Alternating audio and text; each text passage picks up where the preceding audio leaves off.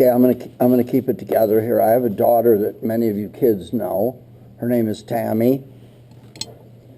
She was given a prognosis that her cognitive level would not exceed 7 months of age at adulthood.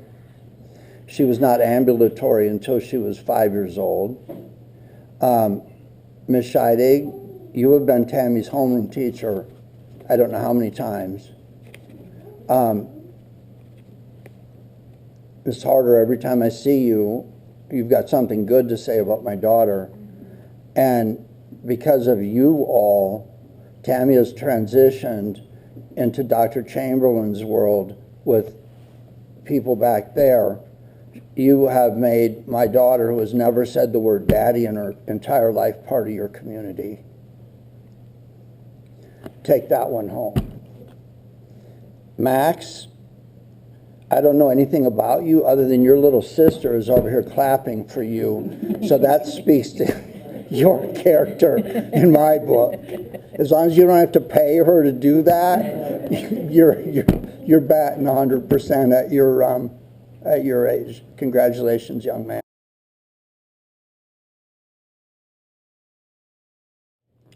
Good evening. I'll start off by saying, Ms. Moynihan, thank you for representing your team members the way you do. Yes, I appreciate that very much. Again, I know many of you. I can personally attest the impact you've had on my children's life. Did you have Kendra? No one had Kendra. Kendra's doing really, really well. I'll send her back to thank everybody at Meadowlark, because that's where it all started, especially with Ms. Cutler. Ms. Cutler had a huge impact on that girl's life. Okay, here we go. Good stuff first.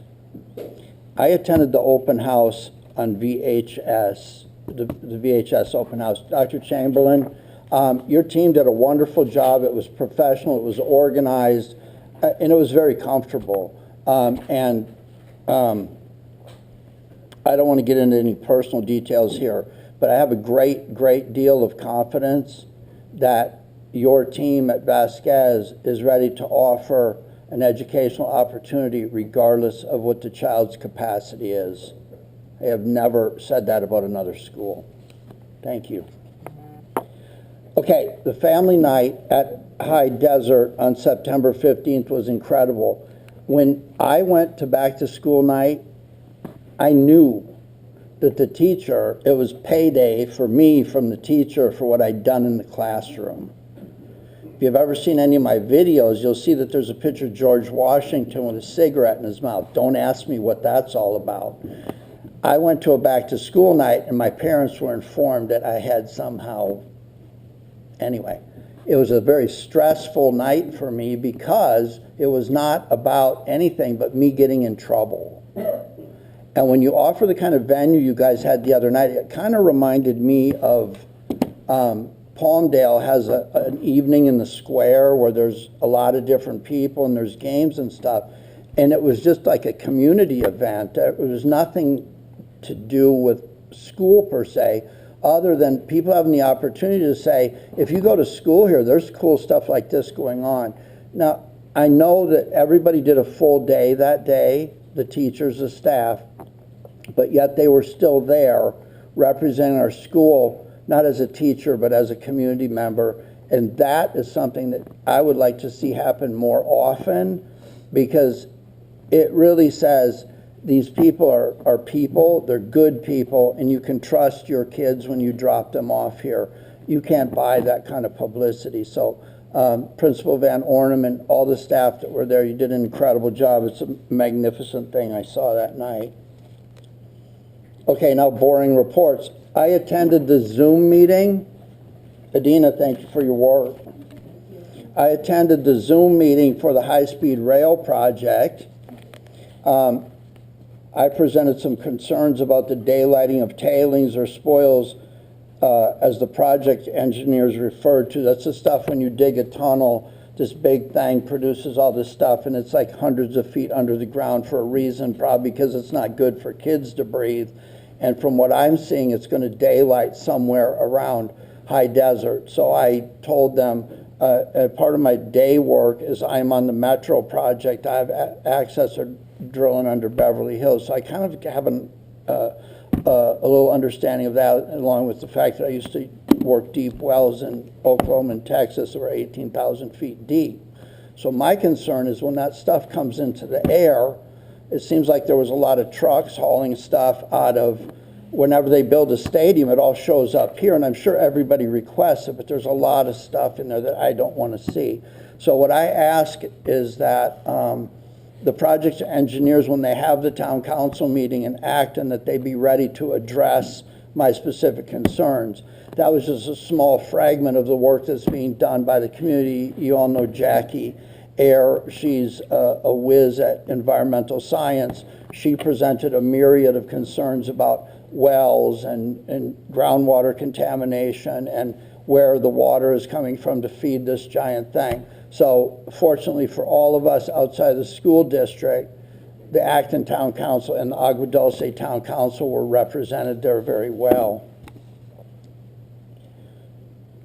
I attended the Los Angeles County School Trustees Association meeting as this district's representative on September 19th and heard from a gentleman named Anton Junghair, who is the executive director of the California Association of Bond Oversight Committees, who spoke on some of the policies and procedures that cause residents who are taxpayers not to feel good about, number one, bonds, and number two, that bonds that have been passed and not administered well. And they felt the big problem was that the school boards that oversee the bond committees don't provide enough objectivity and independence on the bond committees for there to be adequate oversight. So in other words, policies like we need to see the bond committee's bylaws, we can remove people at will for any reason. So there was a lot of concern here. I attend all the meetings whether I agree with the topic or not, but it made me think of the Vasquez High School project. We had a great oversight committee, and we ended up spending, I think it was, we had $38 left, and all of it was accounted for, and the audit findings were incredible, and there was none of the kind of problem they're talking about here. Okay, off to the less pretty stuff. Mr. Sparks, I sit on the union rep. I don't negotiate. The union sends me in on very difficult and touchy cases where people like me do things worse than the things I would do. So I get the bad guy thing. I get the bad cop thing. It is your job to represent people who are coming into classrooms, especially fresh out of college, and seeing first grade students that are not socialized at all, and there's a whole room full of them. I'm saying things that maybe I shouldn't say, and I'm not being specific, but I understand what it's like to go through 2 years of changes, weekly, daily, monthly, not know what you should do, and then go into a new world where everything you've based on the past, your performance as an employee, suddenly changes, and then there's all this new stuff, and it becomes very easy not to know that you're the great teacher that you were 2 years ago before all the rules changed, and the rules are still changing. And so, Mr. Sparks, I hear you, I appreciate you. If I'm at work, I am you. So we won't take it personally. Let's talk about a few things that I do take personally. I know that sitting up here with my boyish good looks and wonderful charm, I don't rub everybody the right way. And when I do things that offend people, I'll be the first one to come and see them face to face. In fact, I had to go meet with somebody the other day that I thought I had offended.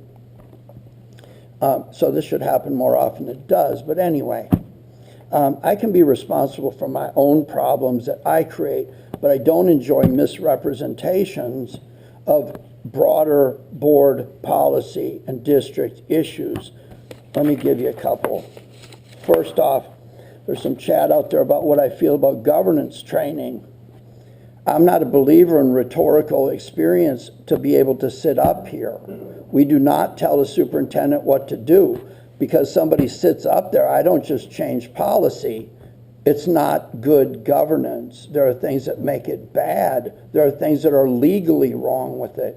So I'm up here advocating for new board members who are coming on, or board members who have not had the opportunity to take the California School Boards Association governance training class.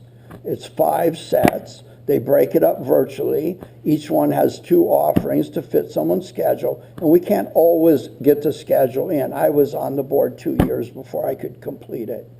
But at the end of the day, it is the standard for school board training in the state of California.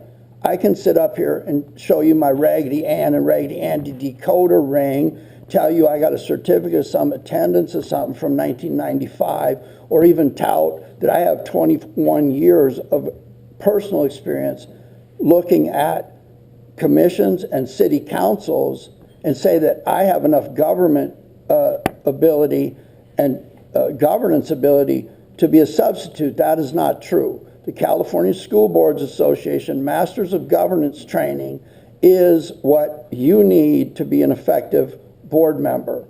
What I'm asking for is this district, knowing that barring some unfortunate event, that the people who are going to join us at the end of November, early December, have the opportunity to go to that training because it's offered now. And when it happens now, if the district attorney says we can't pay for this with taxpayer funds, then let's at least consider offering the board members the ability to self-fund until the point where they sit up here and sworn in and they're recompensed. I'm looking for a full board that is trained to know what to do so we can put some of these confusions away that result in misconceptions that we're communicating to the community. Next, I want to talk about financial certification. The gentleman back there sat up here last meeting. I run him through the ringer about every tiny thing.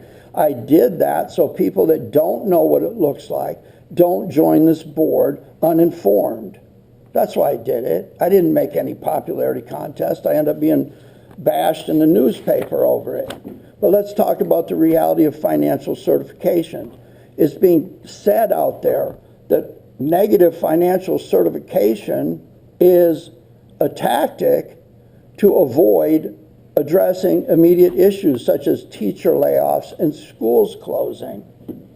Well, let me tell you this. Negative financial certification simply means this. You cannot pay your current debts or the debts for the foreseeable 2 years. When that happens, the county comes in and issues one of these. It's called a FCMAT report, a Fiscal Crisis Assistant Management Team. I have another one here from Einstein from the same year when both of those organizations are having financial issues that affected this district even to today. So my point here is, if I'm going to be criticized, do not criticize me for things that people did in 2014 and 2016. Do not make misrepresentations. When I go like this when I'm talking, see this? There will be a link to something someone said when I air this on YouTube. And you might find it interesting because people have a tendency to want to go back and change the rhetoric on something that happened in the narrative on something 6 and 8 years ago. I'm not sure why it doesn't affect us now. We've already taken care of most of it. But at the end of the day, please do not make misrepresentations. What this says is what was going on at the time. It told you the financial issues, and they're here. I can sit up here and say, oh, I'm smarter than everybody in the County Office of Education. It's a moot point.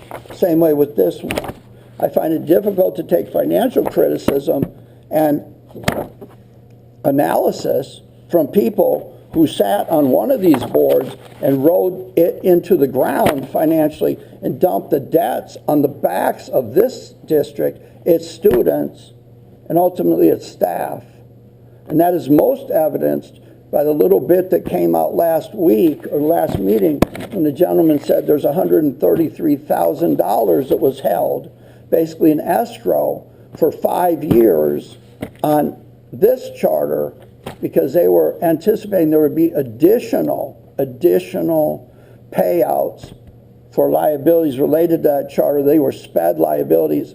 And again, someone stood up and told us, well, that wasn't going to happen. So let's catch up. Let's realize that when you kick the can down the road by saying, oh, we chose negative certification because we didn't want to do this.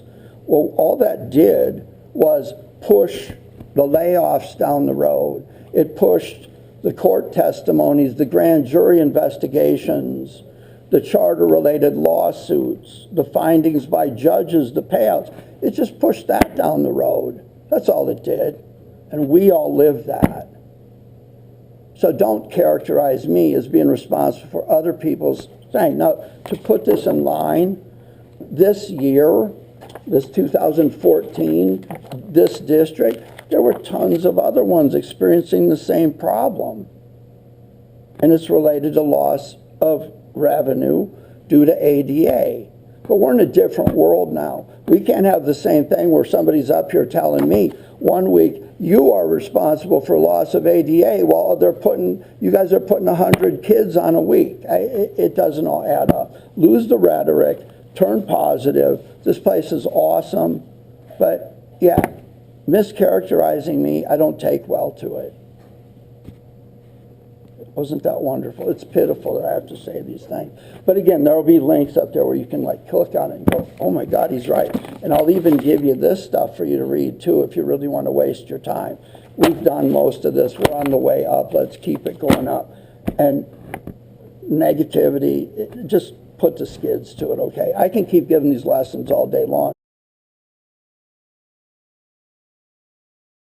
Mr. Saucedo, thank you for imparting my punishment on the engineers I work with at work who hate me because they want to kill my trees. They see them as an obstacle, and so I turned them over to you. I hope they were somewhat helpful to you. They had to engineer, they put in a 5 million gallon tank, and I made them build like a bathtub around 4 palm trees. And the price went through the roof, and who knows what. My director was saying, I can't believe the control you have over trees. But the trees were really important because the villas at the MGM Grand in Vegas modeled their pool planting around these 4 trees. So I had a laugh. I said, you know, the least you can do when you're done killing my trees is help give a kid in my community a future. So I hope one of them did something for you. This is killer stuff. This is what puts, you know, this idea that you're just going to go to college so because your parents want you to go to college, that doesn't do anything. This kind of gets people to thinking and saying, okay, maybe I can, you know, make money doing something that I can create things and do things. So I appreciate this very much. Thank you, sir.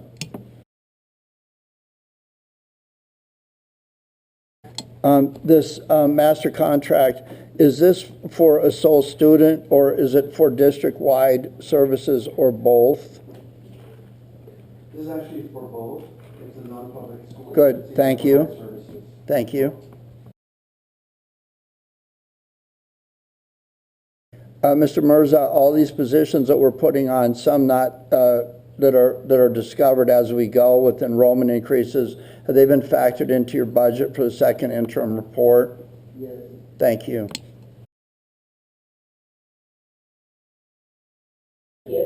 Okay, when I read this, I thought induction program, that must be all the calls that the Vasquez office management team is making to new parents on behalf of Principal Chamberlain. Could we ever talk about that maybe? That is awesome. Awesome. Okay. So, Miss Smiley, that's you. My nickname's Stick. Despite what you may hear, other districts are terrible, dismal, awful places to work. Store that one. And imagine my surprise, Ms. Shaw, that the only time I've ever heard anything positive about you is through some osmosis process in a glorification of Ms. Smiley.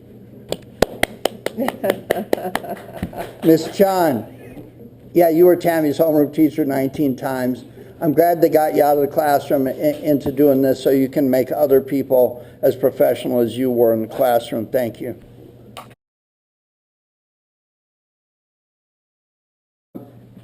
there's protections in place. This is a facility use agreement. Is it reciprocal? Do we get to use something over there for our swim team? Oh, is this the part where they're finally going to build this swimming pool at Vasquez? I didn't think so, thanks.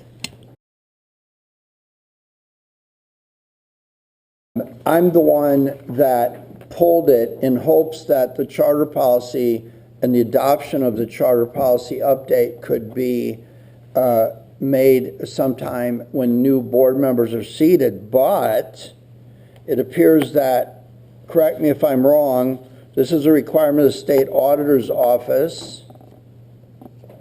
Yes. The state auditor be involved in your school finances is not usually a good thing, right? And this goes back to 3 school districts being targeted by the state auditor's office to feed evidence of an evidentiary chain in the San Diego case where Judge Link ordered that this district pay back $750,000. Do you know how many buses that would buy, Mr. Mirza? 2, 3 maybe?